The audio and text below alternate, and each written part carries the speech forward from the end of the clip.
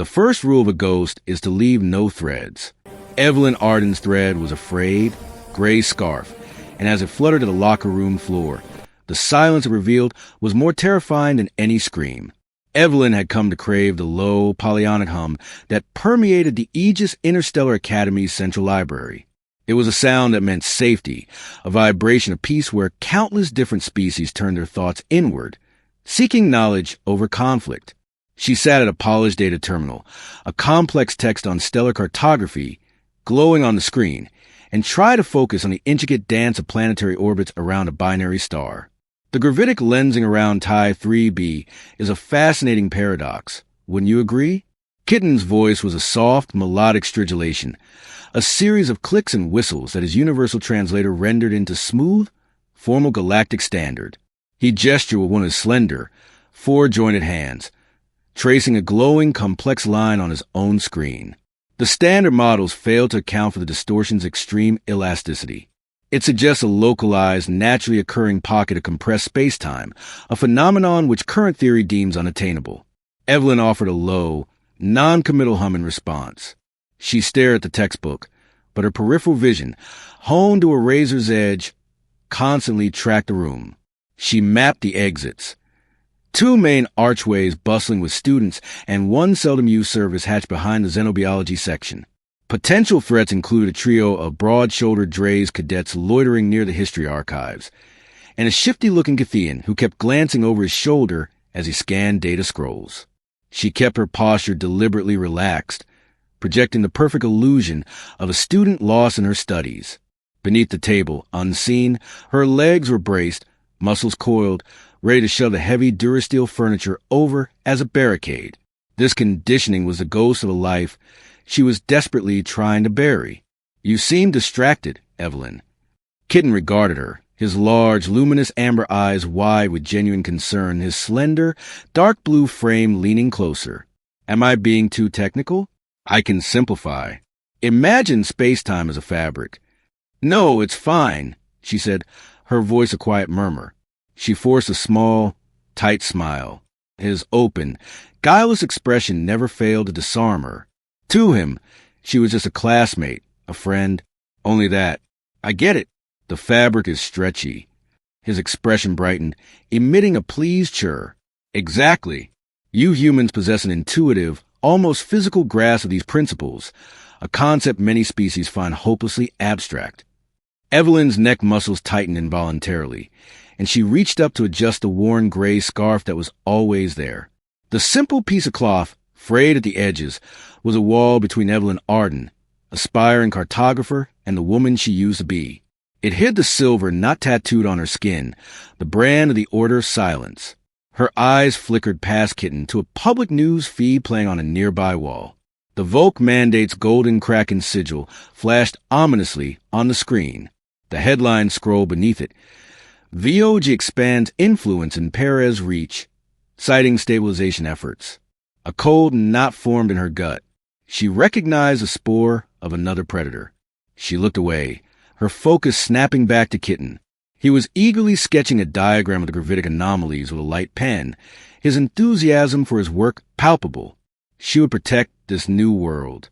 She would protect him. Show me the distortion again, she said, her voice a little firmer. I think I see what you mean. The crucible smelled of sterilized mats and the sharp, ozone scent of overworked kinetic dampeners.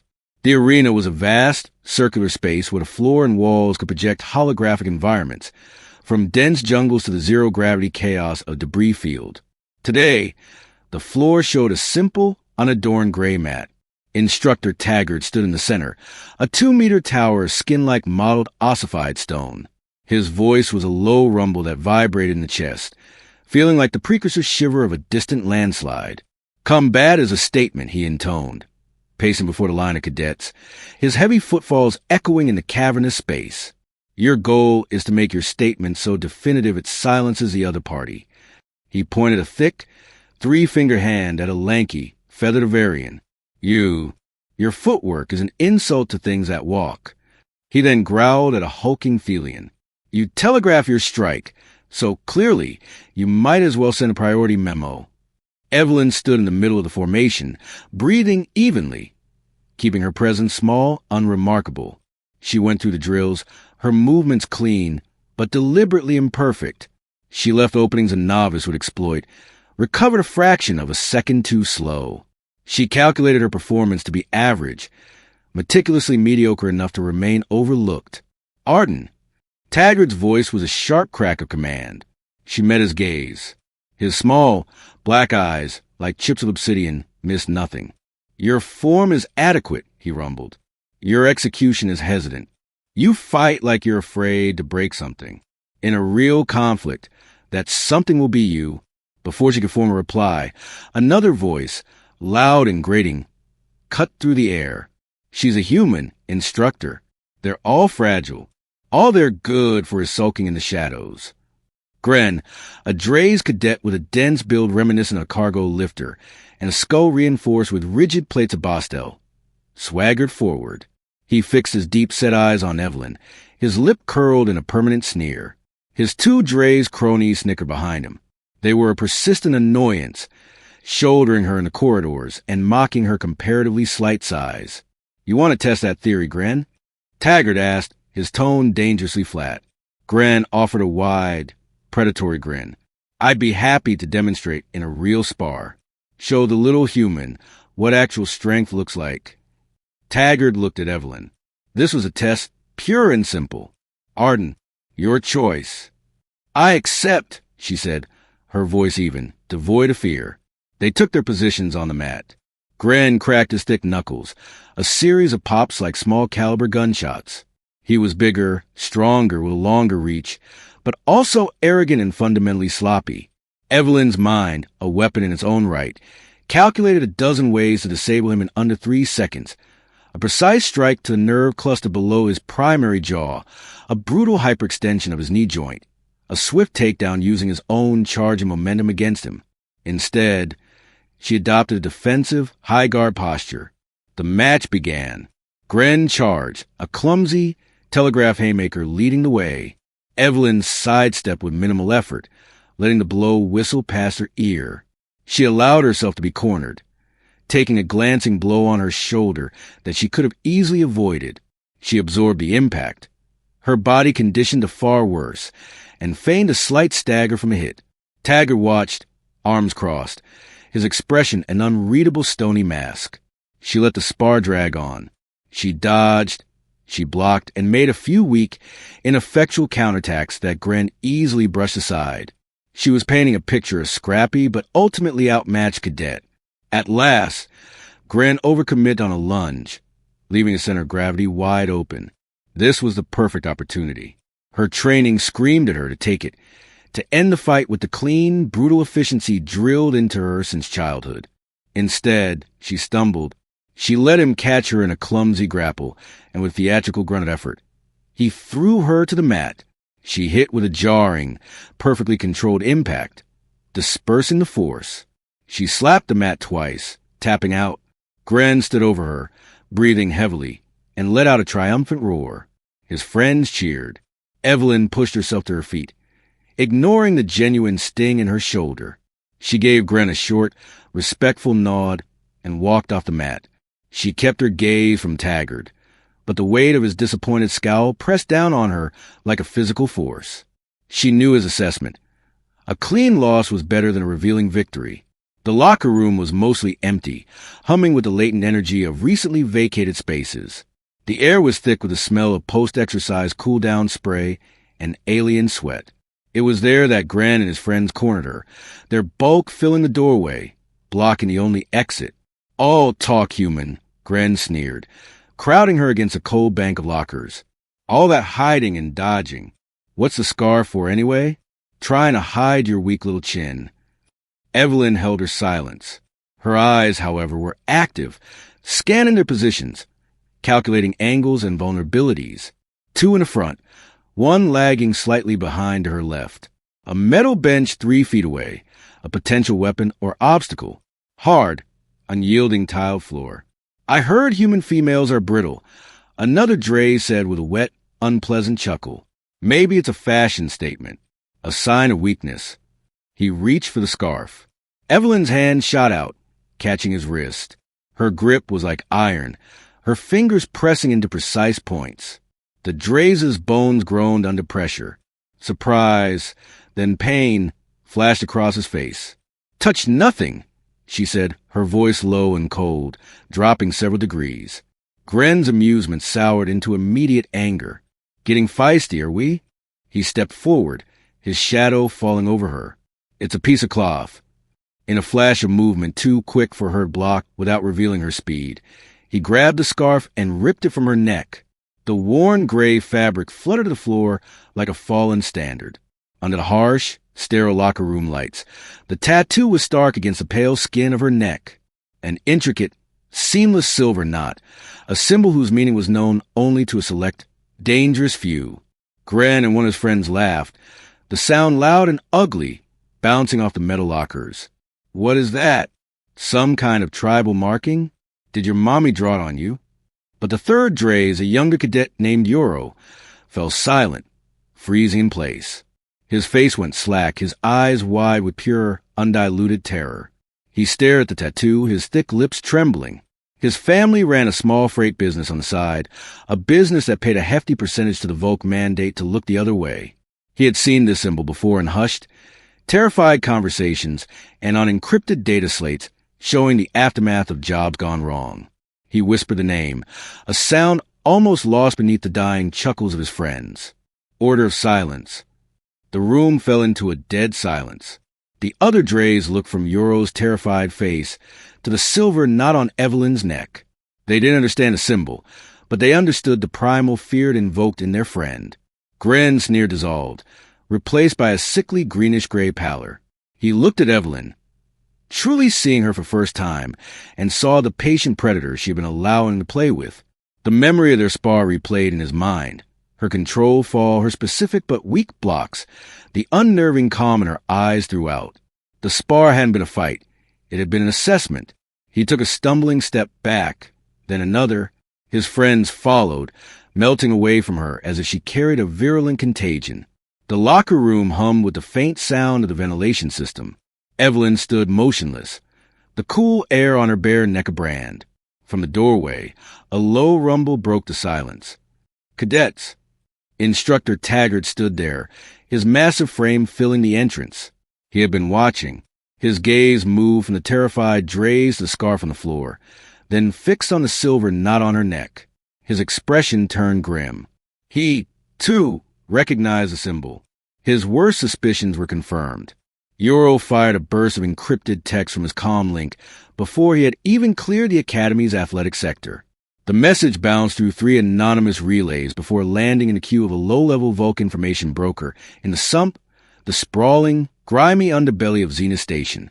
Silver Knot, Aegis Academy, human female cadet. The broker, a twitchy creature whose torso split into 2 sinuous stalks, saw the priority flag and nearly dropped his terminal.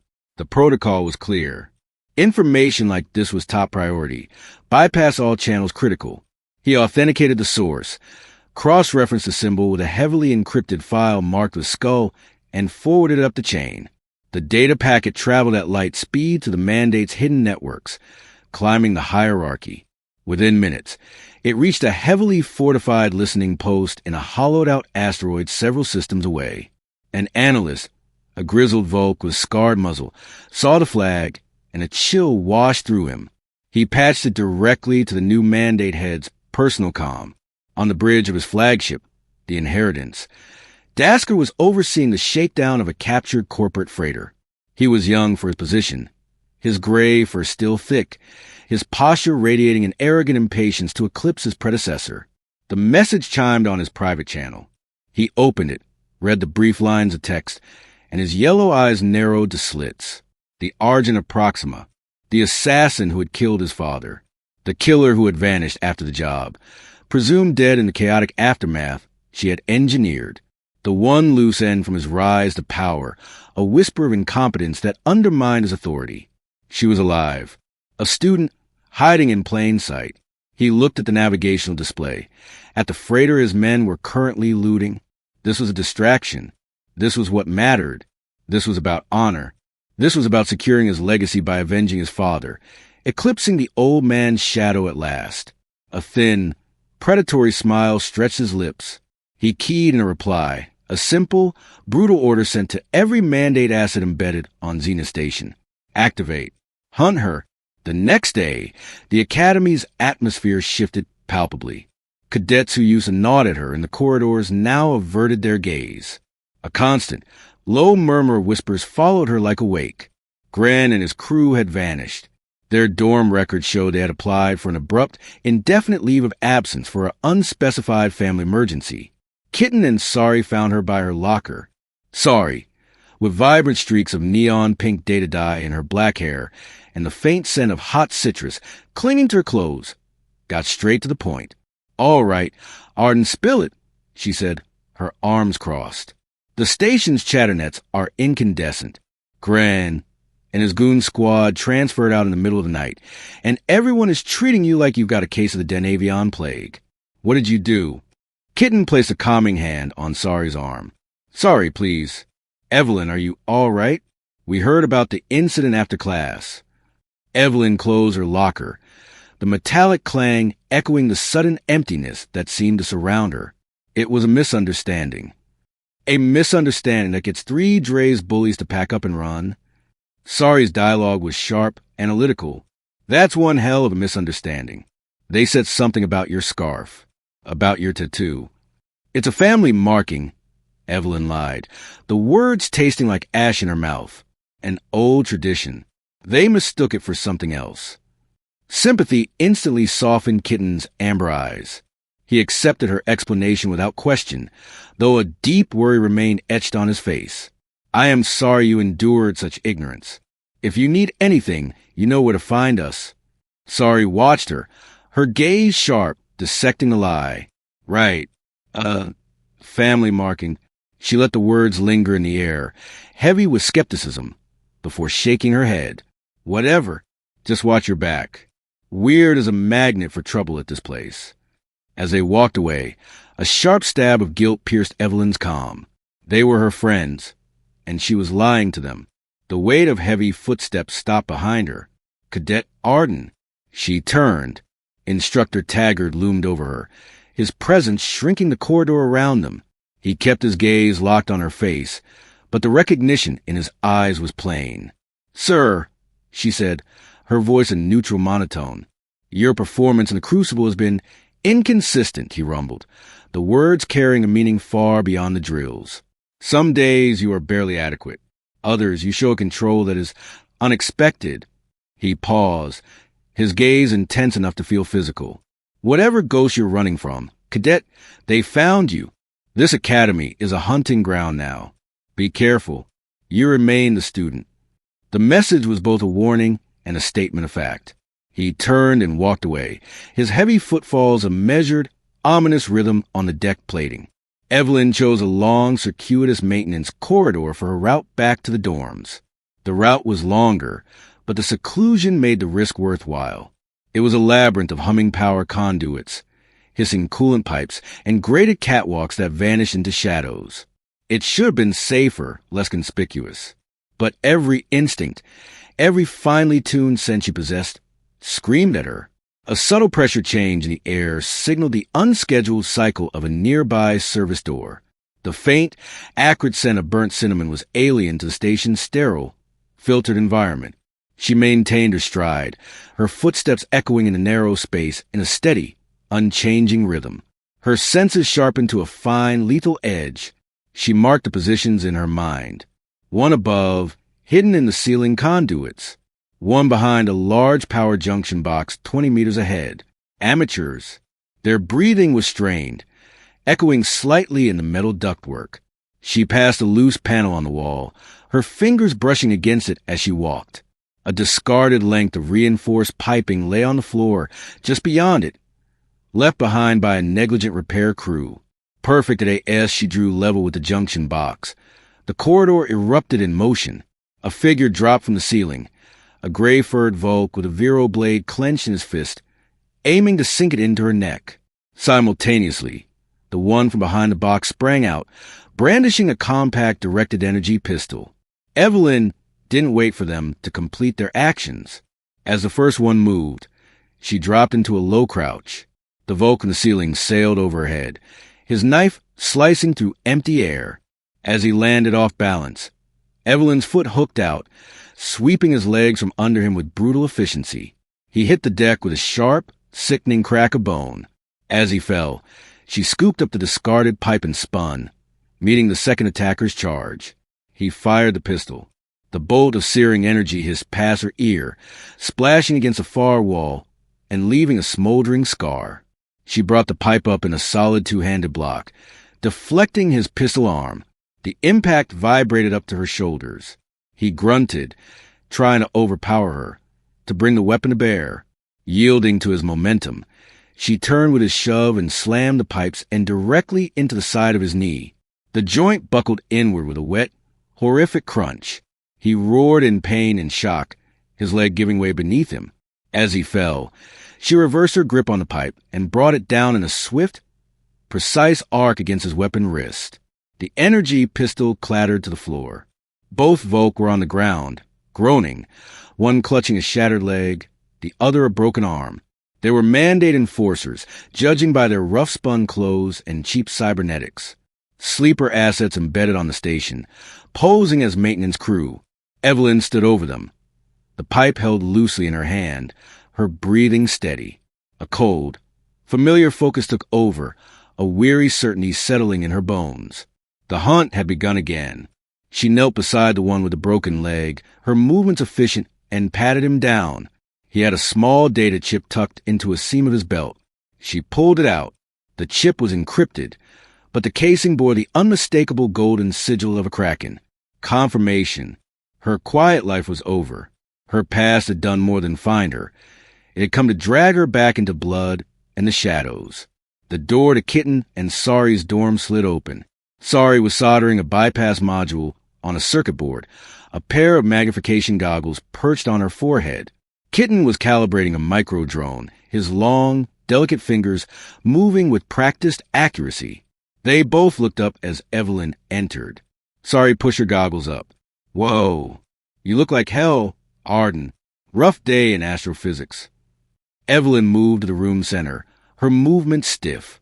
The bruises from her calculated loss in the crucible were now joined by fresh ones from the corridor ambush. A thin trickle of blood, where a piece of shrapnel from the energy blast had grazed her cheek, was starting to dry. Kitten was on his feet instantly, his amber eyes wide with alarm. "Evelyn, you're injured." "They found me," she said, her voice flat and hollow. She looked at them, her two only friends in the universe. She had to tell them. She had to give them a choice, a chance to run. "The people I've been hiding from." She took a deep, shuddering breath. The story came out in short, hard, unadorned pieces of truth. The order of silence. The training. The life of a ghost who existed only to end the lives of others.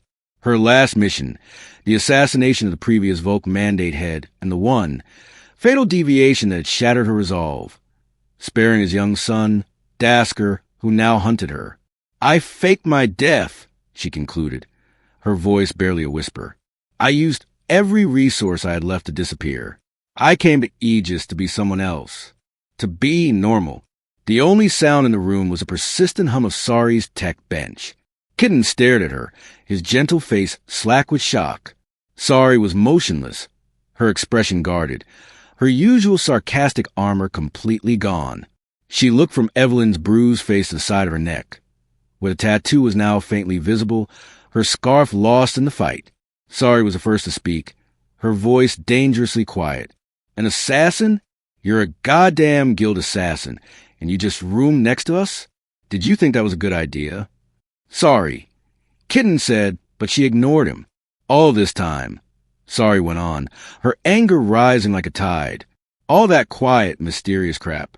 I thought you were just socially awkward. You were a professional killer playing student. I'm different now," Evelyn said, her hands clenched into fists at her sides. "That's a fantasy," Sari shot back, her voice cutting. "Walking away from that life has consequences. You brought this to our doorstep." "Enough." Kitten's voice, though quiet, cut through Sari's anger with surprising force. He stepped forward, placing himself between them, and turned to face Evelyn. He reached out with one of his hands and placed it gently on her shoulder. She flinched at the contact, a conditioned response, then forced herself to be still. He looked into her eyes, his own filled not with fear, but with profound certainty. "You are more than your past, Evelyn Ardan," he said, his voice resonating with conviction. "They forced that life upon you. This life is the one you have chosen. We will stand with you." Sari stared at them, her jaw tight. She looked at Evelyn's exhausted face, at the genuine fear beneath the hardened exterior, and then at Kitten's unshakable loyalty. Her anger cooled, transforming into a grudging, pragmatic acceptance. She blew out a long, frustrated breath and ran a hand through her data-dyed hair. "Fine," she muttered, slumping back into her chair. She cracked her knuckles, the sound sharp in the sudden quiet of the room. "So, the Vulk Mandate is hunting you, and you used to be a ghost for a spooky assassin guild." She looked up, a dangerous, calculating glint in her eyes. "So, let's make you a ghost again." Their dorm room transformed into a war room in under an hour. Sari's tech bench became the command center, multiple screens flickering with stolen security schematics and live telemetry from station sensors. "Okay, first things first," Sari said, her fingers a blur across a holographic keyboard. "We need to scrub your tracks. Those two goons you tangle with are in the medbay under Academy guard. The official report is inter-gang violence. Plausible, but sloppy. I can do better." She dove deep into the Academy's network, the flowing code glowing in her eyes. She bypassed primary security logs, created a ghost entry in the maintenance archives, and altered the incident report. She fabricated a complete digital trail, linking the two Vulk enforcers to a notorious sump gang known for encroaching on maintenance guild territory. She inserted false witness statements from automated sanitation bots, looped security footage from an adjacent corridor to create an alibi for Evelyn, and even planted a whisper on the Sump's black market datanet about a brewing turf war. "There," she said with a satisfied smirk. "Now, Academy security will be on a futile wild bandit chase. That buys us some time." While Sari worked her digital deceptions, Evelyn and Kitten prepared to move. "We can't stay here," Evelyn said, her voice all business. "They know my location. They'll send more, and they won't be amateurs." Katon nodded, his usual timidity replaced by a focused intensity. "I know a place. A decommissioned exomechanics workshop on sublevel Gamma. My first mentor used it for his private projects. It's off the main grid, shielded against passive scans. No one has used it for years. They packed light, portable data pads, advanced medkit, high-energy ration bars." As they prepared to leave, Evelyn paused. She looked at Kitten, who was carefully packing a set of delicate micro-tools. "As we move, stay on my 6. Listen for my signals. Let me initiate any communication. We treat every corridor, every junction, as hostile territory." Kitten gave a solemn nod. "I understand." She began teaching him the basics as they moved through the station's labyrinthine lower levels. How to use reflective surfaces to check corners without exposing himself. How to read the flow of foot traffic to spot someone moving against it. How to listen for the subtle, wrong sounds that indicated surveillance or a trap. He was a quick, astute study, his analytical mind readily processing the principles of this new, deadly science. For the first time, Evelyn was using her skills not to end a life, but to protect one. The feeling was strange and powerful. The workshop was exactly as Kitten had described, a dusty, forgotten space filled with the silent hulks of half-finished machines and obsolete equipment. It felt secure, a temporary haven. They had just finished setting up a rudimentary perimeter motion scan when Evelyn unpacked a self-heating meal packet she grabbed from her dorm. As she broke the seal, her fingers brushed against something hard and metallic inside the packaging. Not food. She pulled it out. The object was small, flat, and perfectly polished, a sliver of silver shaped like a weaver's needle. A chill colder than deep space went through her. "What is it?" Kitten asked, seeing the blood drain from her face. "It's a message," she whispered, her voice tight. "A token from the Order of Silence." An agent was on Zenith. They had not only found her, they had just watched her walk into a new hideout. Just then, Sari's main comm link, which she had just linked to the workshop's shielded network, chimed with an incoming call. The line was secure, encrypted with a code that bypassed all her standard protocols. "Don't answer it," Evelyn said, her voice tight. "It's already through my firewalls," Sari said, her eyes wide with mixture of fear and professional admiration. "Whoever this is, they're exceptional." The channel opened to audio only. The voice that filled the room was calm, patient, and filled Evelyn with a dread that the Vulk never could. It was Merrick, her mentor. "Hello, Evelyn." A pause. The whisper of our name on Zenith, undernet, was loud enough to wake the dead. He continued, his tone gentle, almost fatherly, which made it all the more terrifying. "You broke the cardinal rule, little Weaver. Remain unseen. A single, clumsy kill would have been a ripple, but to be unmasked in a place like this, you disturbed a balance that could unravel everything." Evelyn stood still, the silver needle feeling immensely heavy in her hand. "The Order is disappointed," Merrick continued, "but I convinced them to see this as a chance for reclamation rather than retribution.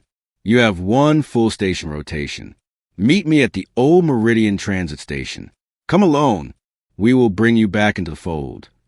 "And if I refuse?" Evelyn managed to say. A soft, regretful sigh came from the other end of the line.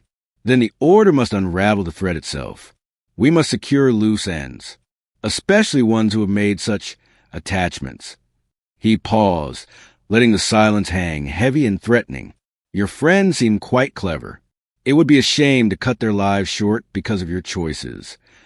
The connection terminated. Sari looked at Evelyn, her face pale. "Who was that?" "My former mentor," Evelyn finished, her voice grim. The mandate hunted her from the front, and now the Order was closing in from the back. The walls were contracting. "I need weapons," Evelyn stated, her voice flat. "And better intel on the Vulk. Everything." Sari was already working on the intel, her fingers a blur.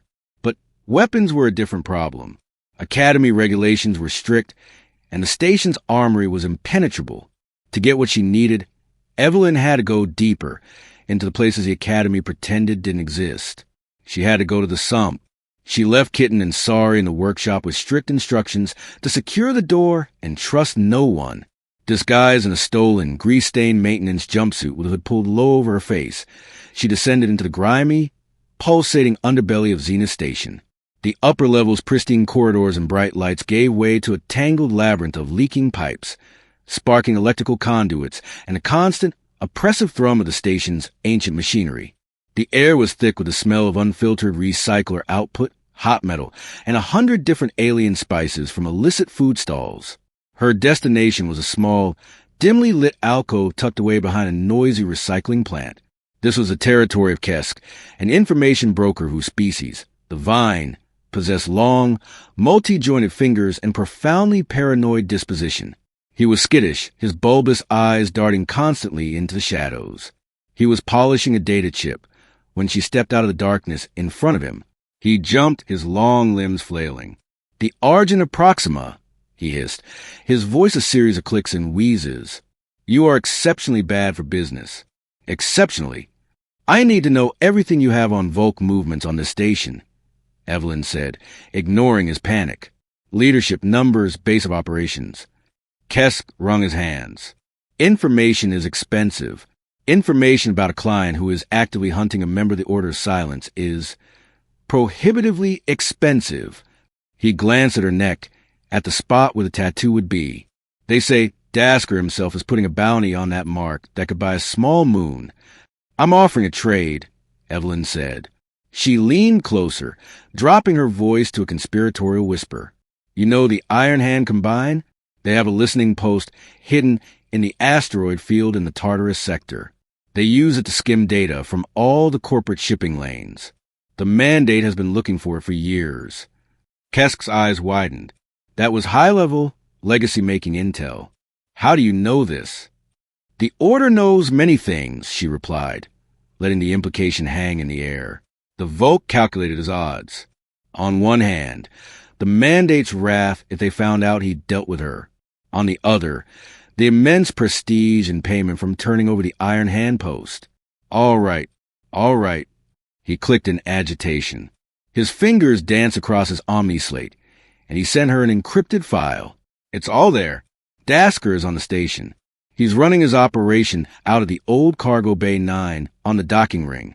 He thinks the Academy's jurisdiction is a shield. He's brought his best hunters, the Iron Claws. He's personally overseeing this. He wants your head on a spike. Evelyn took the data chip. Pleasure doing business with you, Kesk. As she turned to leave, he called after her, his voice losing its avarice and gaining a note of genuine warning. Argent, be careful. The sump is talking. Another hunter is in the field. Quieter, more patient. Merrick, the patient tied, while Dasker was a fire burning at her door. She had to deal with the fire first. From his office overlooking the crucible, Instructor Taggart reviewed the security footage for the 10th time. The official report on his desk read, Altercation, Sublevel Delta. It was clean, concise, and utterly wrong. The raw recording showed the two figures drop. It showed Cadet Ardan move. She moved with a calm, brutal economy. A pipe sweep to break a leg. A pivot, a disarm that shattered her wrist. The fight was over in less than 6 seconds. The report claimed she was a victim caught in the crossfire. The footage depicted a professional neutralizing a threat with zero wasted motion. He zoomed in on her technique, the way she used her opponent's weight and momentum against them, the specific, targeted strikes designed to incapacitate without killing. He had seen it once before years ago, during a Black Ops mission on a fringe world. The Order of Silence had contracted an operative to eliminate a warlord his own unit was hunting. The operative had moved through the warlord's fortress like a phantom, and the result was the same. Swift, non-lethal takedowns of guards, followed by one clean, silent kill on the primary target.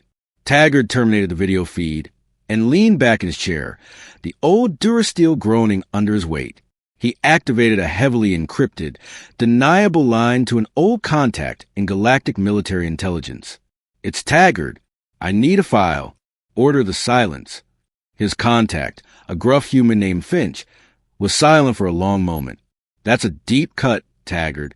You meddling with phantoms? Just confirming a suspicion, Taggart rumbled. A few minutes later, a heavily redacted file appeared on his private server. Most of it was blacked out, classified above his clearance, but he found what he was looking for, a list of known operatives, most designated only by code names. Beside one entry, Argent, was a mission marker, target, Vulk Mandate Leadership, Proxima, and next to that, a final annotation, operative presumed deceased in aftermath. Taggart stared at the file. Evelyn Ardan, Argent, the ghost, supposedly dead, was a cadet in his CQC class, and her past had followed her right into the heart of his academy. He could report her to the Academy Council. It would cause a galactic incident. The political fallout would be catastrophic, shattering the institution's cherished charter of neutrality. Or he could handle it. He closed the file. His duty was to the Academy and its students. Evelyn Ardan was a student, and someone was hunting her on his watch. He would protect his flock from wolves, regardless of what markings the sheep wore. He would observe, and if necessary, he would intervene. The Meridian Transit Station was a relic, a cavernous monument to a bygone era of Zenith's expansion. The last hover trains had docked here 50 years ago. Grime coated the vast platforms, and the few still functioning advertisements flickered with the logos of long-defunct corporations. It was a perfect place for a meeting between shadows. Evelyn knew it was a trap. Merrick would have contingencies, layers upon layers of them. But she had to go. The threat against Sari and Kitten was not a bluff. She moved through the derelict station, her senses stretched to their limit, listening for the scrape of a boot, the rustle of cloth, the intake of a breath. She carried a small, efficient kinetic pistol, a gift from Kesk, tucked into the small of her back. She scanned the rusting gantries, the shadowed alcoves, the silent train cars whose windows were opaque with dust. He was better than that. You're late. His voice came from everywhere and nowhere.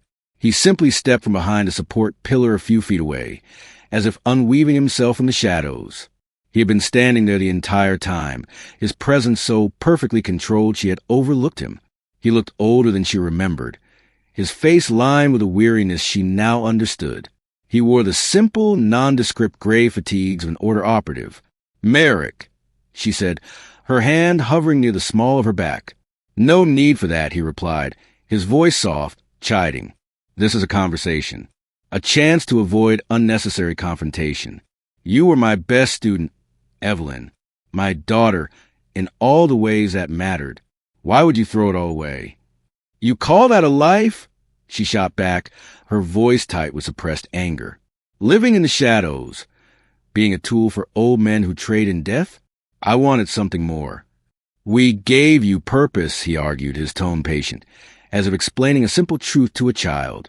"We took you from the gutter and made you into something beautiful, something perfect, a master of your craft. That is a purpose most beings can only dream of." He took a slow step forward. "This life you've chosen, this make-believe world of friendship and books, it's a fantasy. It will break the moment a real threat appears. As it just has." "You're wrong," she said. "It's the only thing that's ever been real." He sighed, a sound of genuine, profound disappointment. "I had hoped you would see reason, but you let this place make you soft." He moved. It wasn't a lunge. It was a shift in the space between them, closing the distance in a blink. She went for her pistol, but he was already inside her guard, the edge of his hand chopped down on her wrist, sending a jolt of numbing pain up her arm. She lost her grip on the pistol before her brain even registered the command to draw it. He deflected her instinctual jab, spun inside her stance, and parried her counterstrike with the back of his hand, the motion effortless. He had taught her the foundation of her art. He had built a taller, more perfect spire upon it. He flowed around her attacks, his hands a blur, deflecting, redirecting, his footwork impeccable. He was deconstructing her, taking her apart piece by piece, move by move. He wasn't trying to hurt her. He was demonstrating her inadequacy. He spun inside her guard again, and his open palm struck her chest in a quick 1-2 motion, driving the air from her lungs in a painful gasp. As she doubled over, he swept her feet out from under her.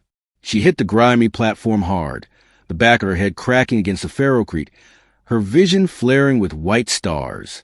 Before she could even think to recover, he was kneeling over her, the needle-sharp point of a silver combat knife pressed against the silver, not on her throat.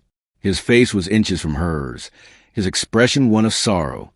"This is your last chance, Evelyn," he whispered, the blade a cold promise against her skin. "Come home." The choice was an illusion. She knew it. He knew it. "I am home," she choked out. He stood up in one smooth motion, sheathing the knife. "This place has made you slow, but you are still a useful tool." His voice turned cold, pragmatic. "Dracer and his mandate are a noisy distraction. His hunt for you is drawing the attention of Academy authorities. It's inconvenient. Eliminate him. Tidy the loose and you failed to secure years ago. When the station security is busy cleaning up your mess, you and I will have a quiet moment to resolve your employment status. Permanently." He stepped back into the shadows and was simply gone. Evelyn lay on the cold ground, gasping for breath, the memory of the blade of brand on her skin. She had lost, utterly, and he had let her live, not out of mercy, but to send her on one last mission. She stumbled back into the workshop, her body a tapestry of fresh bruises and aching shame. Kidden rushed to her side, his medical scanner whirring with anxiety as he checked her for serious injuries. Sorry just watched, arms crossed, a grim look on her face. "Merrick," Sorry asked flatly. Evelyn nodded, wincing as Kitten applied a cooling bowfoam patch to a deep cut on her forehead. "He gave me an ultimatum. Deal with Dasker, then come back to the order, or he'll eliminate me. And you." The workshop's air recycler hummed loudly in the strained silence.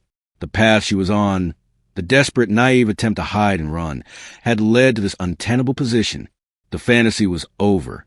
"So we run," Sorry said, though her tone lacked conviction. "We get off the station. Get lost in the outer rim." "No," Evelyn said. Her voice was quiet, but it was now laced with new, hard, unbreakable resolve. She looked at her friends, at Kitten, whose gentle loyalty had shown her a kindness she'd never known, at Sari, whose cynical pragmatism was a shield for a fierce, unyielding sense of justice. They had stood by her. Running would just put a target on their backs forever. Running is what I've been doing. It just led them here. Sari nodded, her expression grim but focused. Merrick's deadline is 1 station rotation. We have to hit Dasker before he expects it, within the next 6 hours. Running is off the table, Evelyn declared, pushing herself to her feet, her body protesting, but her mind clearer than it had been in days. Merrick is right about one thing. I can't hide from what I am, but I can choose who I use my skills for. She looked at the intel Kess had given her, now displayed on Sari's main screen, a detailed schematic of Cargo Bay 9, guard patrol routes, power conduits. The only way to be free is to cut the threads. All of them. That starts with Dasker. If I take him out, the Mandate's hunt on Zenith loses its head. The bounty vanishes. It gives us breathing room, and it sends a message to the Order. She looked at Sari.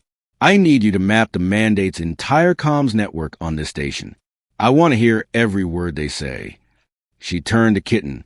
I need eyes. Can you modify that surveyor drone of yours for silent running and thermal imaging? I need to see inside that bay. Sari's lips curved into a determined, dangerous smirk. Now you're talking my language. Her fingers were already flying across the interface. Kitten nodded, his amber eyes glowing with purpose. It will be ready in 3 hours.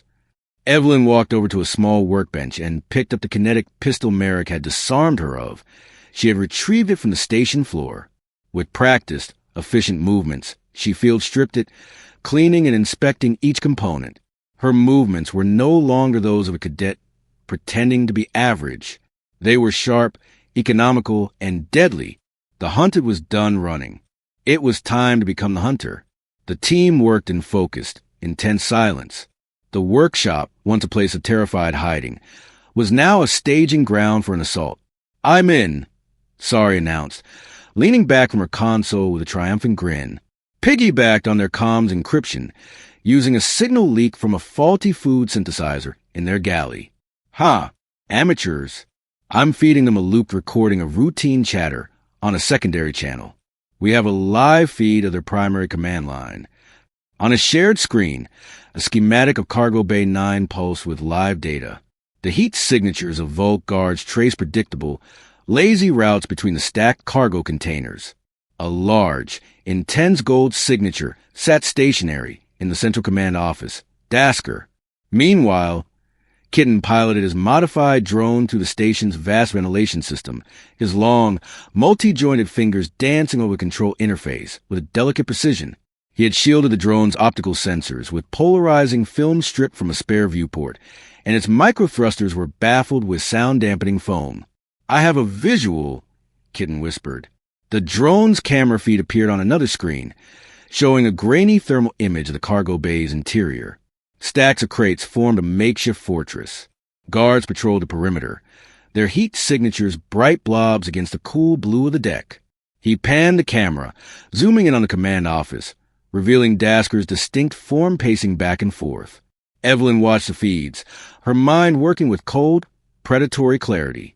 She analyzed the patterns, noting the guards' patrol routes, the slight hesitation as they passed a particularly dark corner, the way they clustered near the galley access during their breaks. She noted the timing of the shift change, a brief 3-minute window where security was at its most lax, and she saw Dasker. He paced, he gestured, he shouted at subordinates, a creature of arrogant, insulated command. He was protected, but he was also predictable. There, Evelyn said, pointing to a specific power conduit junction on the schematic, located in a service corridor just outside the cargo bay's main entrance. The primary lighting, comms, and internal security sensors for the entire bay run through that junction.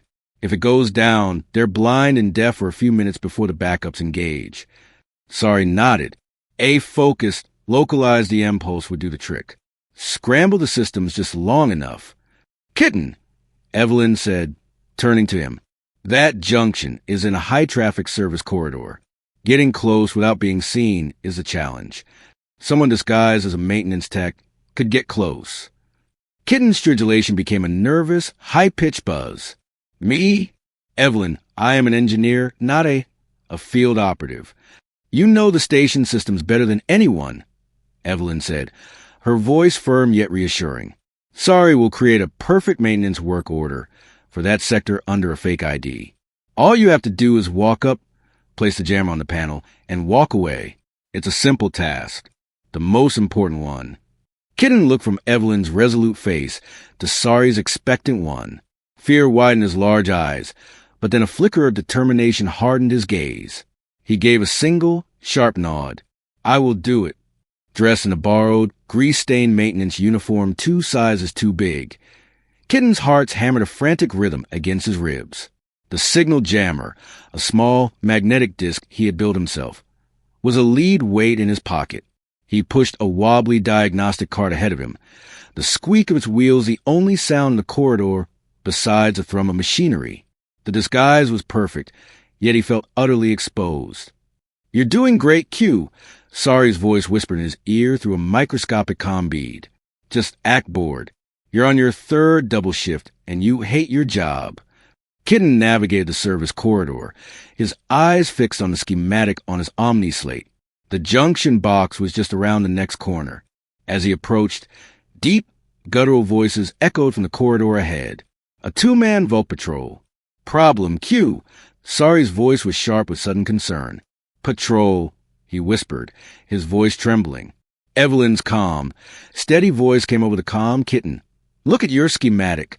The coolant line to your left, section 8 gamma. You told me yesterday it has a faulty pressure valve. He glanced at the pipe. She was right. He had noted it during their initial survey. It was unstable. Create a distraction, Evelyn ordered. Kitten's mind, brilliant under pressure, processed of variables. He was an engineer. He knew these systems.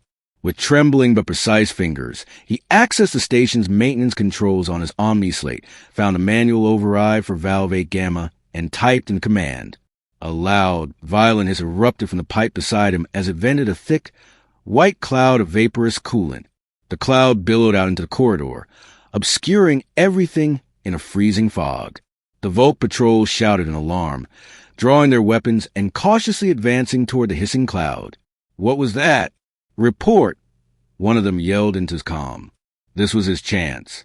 Under the cover of the chaos he had engineered, Kitten scurried to the junction box. His dexterous fingers, which had trembled with fear moments before, were now steady and sure. He slapped the magnetic jammer onto the access panel, activated its timer with a single touch, and slipped away into a side passage, his heart pounding with a wild, surging mix of adrenaline and pride. Device planted, he whispered into the comm, a genuine, relieved grin spreading across his face. The caddy has delivered. With Kitten safely back in the workshop, Evelyn made her final preparations. She opened a secure, anonymous channel on her Omni slate. She composed a short, encrypted message and sent it to a single recipient, Instructor Taggart. The message was simple, containing only a location and a single line of text. Problem in Cargo Bay 9. Academy security should arrive in half an hour. Arrive later rather than sooner. She hit send. This was a gamble. She was giving him a choice, trusting the professional soldier in him to understand the subtext. She was handling the problem, and she was giving him plausible deniability. By providing a time frame, she allowed him to claim he was assembling his team, that he arrived as fast as he could. The only thing left was to act. Now, sorry. Evelyn's voice was a whisper over the comms. Lights out, Sari replied. In Cargo Bay 9, the world plunged into absolute darkness and silence. The main lights sputtered and died. The constant hum of the comm systems cut out abruptly. The internal security sensors went offline.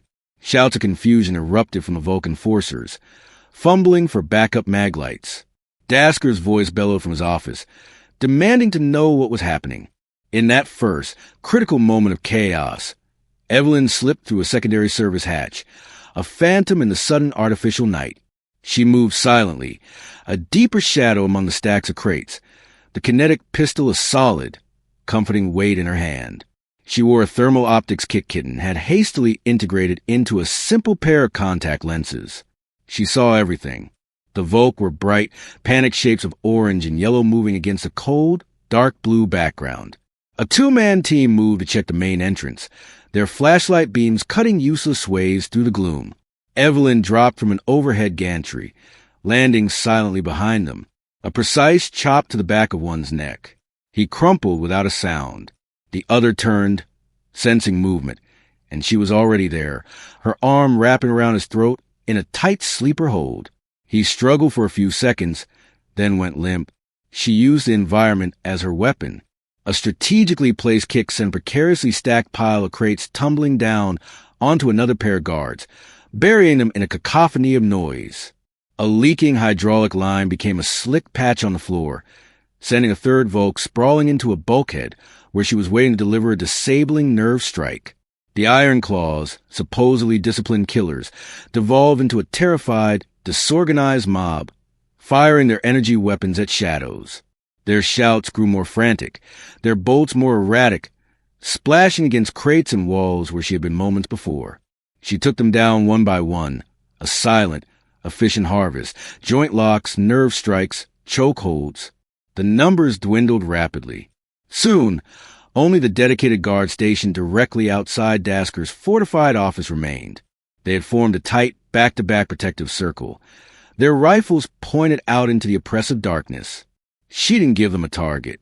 She emerged from the shadows behind them.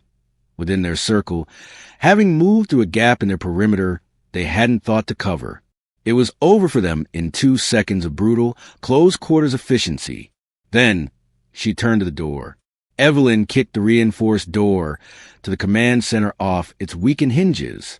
It slammed into the far wall with a resounding, final crash. Dasker spun around, his ornate, powerful energy rifle already raised. Emergency power had kicked him within his office, casting the room in a dim, hellish red glow. He saw her standing in the ruined doorway, a silhouette against the cargo bay's darkness. "The Argent," he snarled, his voice a mixture of hatred and naked fear. "You dare show your face to me?" He gestured wildly around the room, as if his mere presence was a defense. "My father was a great man, a visionary. He built an empire. You took him from me. I will have my vengeance." "Your father was a slaver and a murderer," Evelyn said, her voice cold and even, devoid of emotion. She took a step forward. "He died because he made powerful enemies. It was business." Dasker fired. The bolt of plasma screamed through the air, but Evelyn was already gone, having dived to the side, rolling behind his large, ornate metal desk. He sprayed the room with wild, indiscriminate energy bolts, his rage making him hopelessly sloppy, chewing up the walls and ceiling. Evelyn waited, timing the cycle of his weapon. The moment he paused to let the barrel cool, she burst from behind the desk. He saw her, his eyes wide, and tried to bring the heavy rifle up to use as a club. She was too fast. Her hand shot out, the edge striking his wrist with surgical precision. He cried out in pain and shock as the rifle clattered to the floor. She followed through with a palm heel strike to his chin, snapping his head back. He stumbled backward, his arrogance completely evaporated, leaving only wide-eyed, gibbering panic. She had him pinned against the wall, the rigid edge of her hand pressed against a nerve cluster in his neck. He looked at her, into the cold, weary eyes of the woman who had killed his father, and he began to beg. "Please, no, I'll give you anything. Credits, ship's power. Just let me go." She looked down at the whimpering, pathetic figure of the Mandate boss. She remembered the scared boy she had spared in a moment of mercy, an act that had ultimately unraveled her entire life. This time, there was no mercy, only pragmatism. She applied precise pressure. It was a nerve strike to his brachial plexus.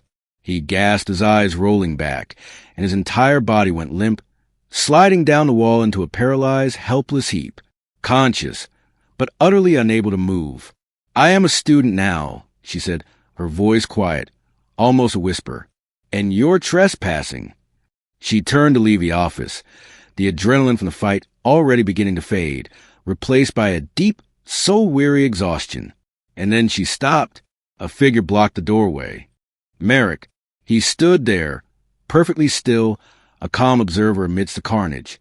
He had witnessed the entire thing. He held a sleek, silver pistol in his hand, but it was pointed at the floor. "Sloppy," he said, his voice soft, critical. "You used too much energy on the guards. Too theatrical, but effective. I'll grant you that." He raised the pistol, now aiming it squarely at her chest. "The order forbids loose threads, Evelyn. Dasker is dealt with.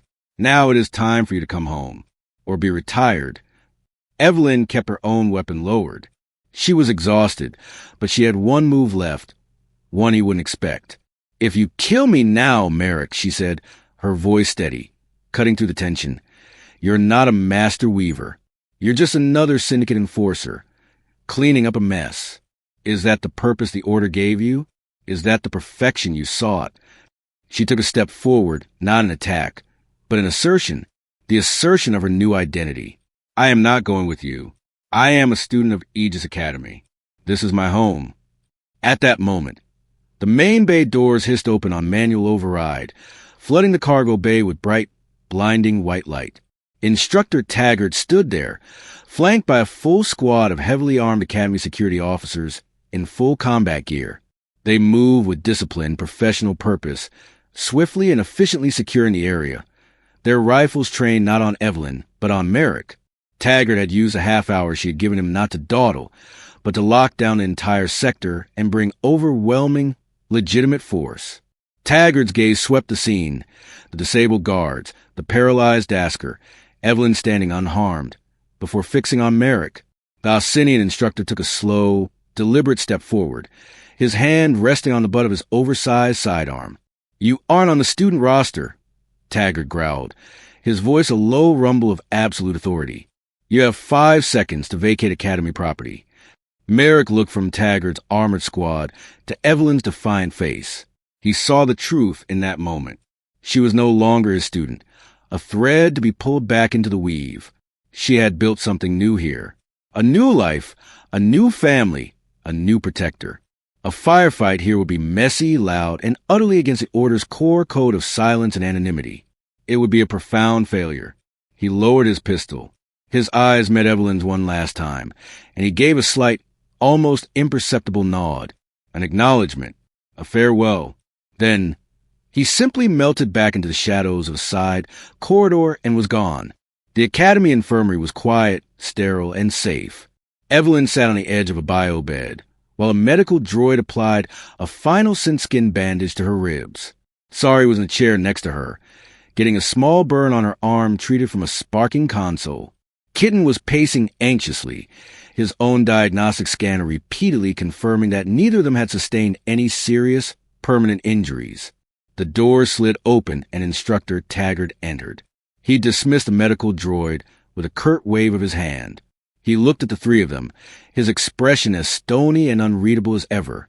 "The official report," he said, his voice a low grumble that brooked no argument, "will state that Academy security forces responded to a violent turf war between rival off-world syndicates that foolishly chose Academy grounds for their feud. We arrived in time to apprehend the leadership of one faction." He looked pointedly at Evelyn. Several unidentified individuals escaped in confusion. A tragic but contained incident. He reached into a pouch on his belt and pulled out a new, plain, gray scarf, identical to her old one. "Keep this one safe, Cadet." He turned and left without another word. Sari grinned, wincing slightly as the fresh scent-skin on her arm stretched. "Well, that's one way to pass your CQC midterm. Though I'd say your extracurricular activities are a little intense." Kitten finally stopped pacing, a broad, relieved smile spreading across his face. "I believe this experience calls for a significant system upgrade. I will begin work immediately on a private, fully encrypted comms network for us. For study groups." Evelyn actually laughed, a genuine sound of relief and exhaustion. Later, the three of them stood at a large observation viewport in the residential sector, looking out at the dense, brilliant starfield. Ships of all sizes glided by, their navigation lights blinking in the vast, ordered chaos of the cosmos. Evelyn held the new scarf in her hands. She thought about putting it on, about recreating the wall that had hidden her for so long. Instead, she folded it neatly and tucked it into her pocket. The silver knot on her neck was fully visible now, no longer a brand to be hidden, but part of her story, a scar to remind her where she had been and what she had fought to become. Kitten and Sari came to stand on either side of her, their shoulders brushing against hers in a silent, solid show of support. Together, the cartographer, the hacker, and the weaver watched the ships navigate the endless dark, content in the quiet, hard-won peace they had carved out for themselves. But in the deep, silent dark between the stars, far from the jurisdiction of the Academy, a single, tightly encrypted signal pulsed once, its destination unknown. The message was brief, its origin utterly untraceable. The Argent has chosen her nest. The Order remembers. The weave is not yet complete. The silence has been shattered. The war for Evelyn's soul is just beginning. Stand with her. Share her story.